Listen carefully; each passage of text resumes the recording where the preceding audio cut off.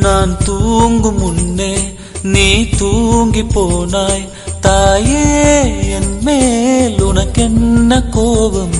கண்ணான கண்ணே, என் தெய்வ பெண்ணே, கண்ணில் தூசி நீ ஊத வேண்டும். ஐயோ, ஏன் இந்த சாபம்? எல்லாம் என்றோ நான் செய்த பாவம்.